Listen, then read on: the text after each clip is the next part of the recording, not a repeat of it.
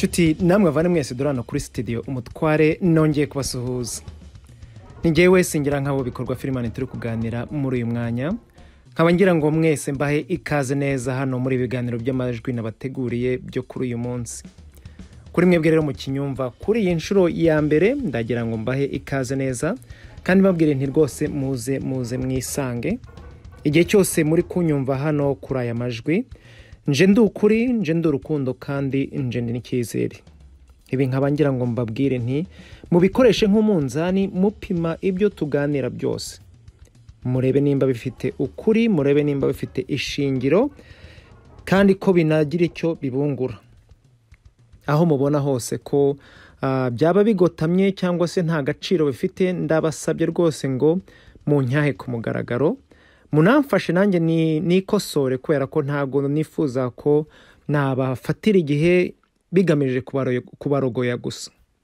Ariko nanone ndagira ngo mbasabe ko igihe cyose mubona ko ibyo ndi gusangira namwe bifite agaciro, hari icyo biri kubungura ku ubuzima bwanyu busanzwe, mudushyigikire kugira ngo dukomeze kubikora, mudushyigikire kugira ngo tubashe kubigeza no ku bandi nabo babikeneye. Kuri uyu munsi rero mwebwe ndi kuganiriza aka kanya cyane mwebwe mutazi nk'uburyo mwatugeraho, abari kubyumva gutyo gusa. Dufite uburyo bubiri kuri mwebwe muri kutwumva mu majwi mwatugeraho. Uburyo bwa mbere ni uburyo mwakoresha bwa email. Nkaba ngira ngo mbahe email yacu ni bazumutware kakantu ka @gmail.com. Mbisubiremo rimwe, ni bazumutware @gmail.com. cyangwa se mukaba mwanakoresha na telefone nimero guteranya 1-248-3-2-3-7.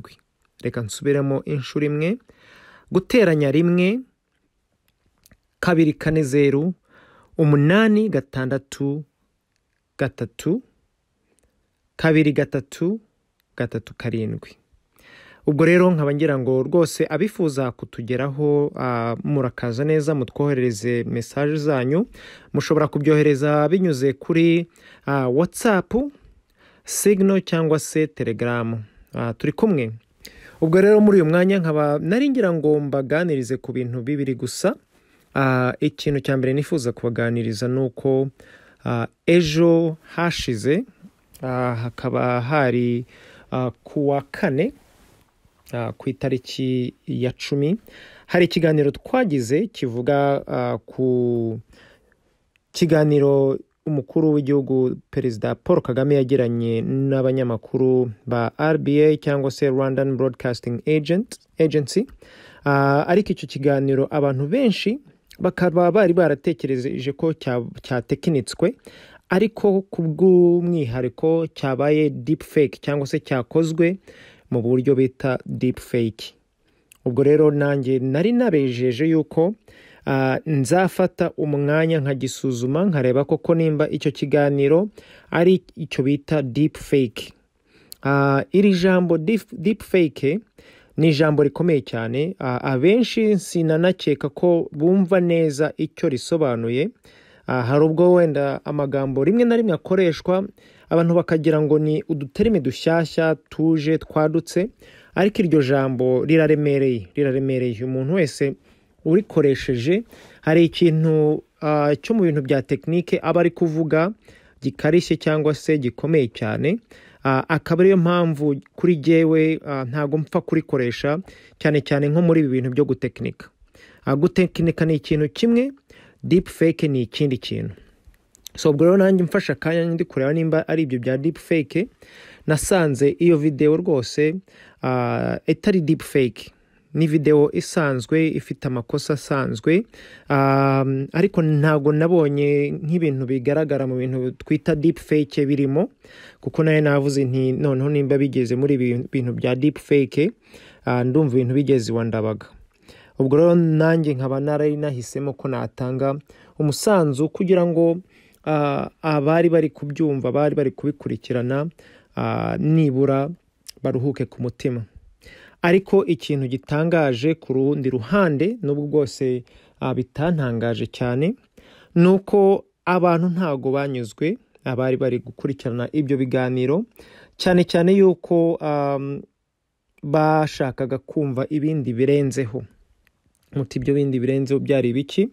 Kubera amahagararo, kubera guhangayika, abantu benshi uyu munsi bamaze kumva yuko umukuru w'igihugu ashobora kuba yarapfuye. Biri kwemezwa cyane cyane n'umwe mu bapadiri bitwa Nahimana Thomas. So mu bantu rero babyumva, bakomeje kubyumva, bagize amahagarara cyane, barahangayika, bakaba bari kwishakira kumva nimba nababwira nti ni muzima cyangwa se ntiyapfuye. Ariko kubera ko ejo icyo nari ngambiriye cyari cyo gusuzuma video gusa, ntabwo ibyo ngibyo nabibabwiye, ariko nanjye ntaha numva byanyanze mu nda, ndavuga nti uko byagenda kose nanjye rwose ni ngombwa ko mbaha ku musanzu.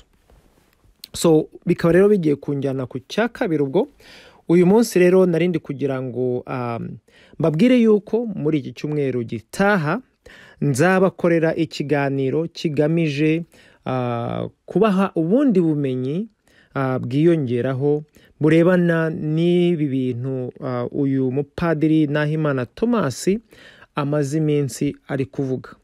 Nkaba ngamije kugira ngo icyambere mbongerere ubumenyi abafite guhangayika, abafite amahagarara, abumva biri kubacanganyikisha.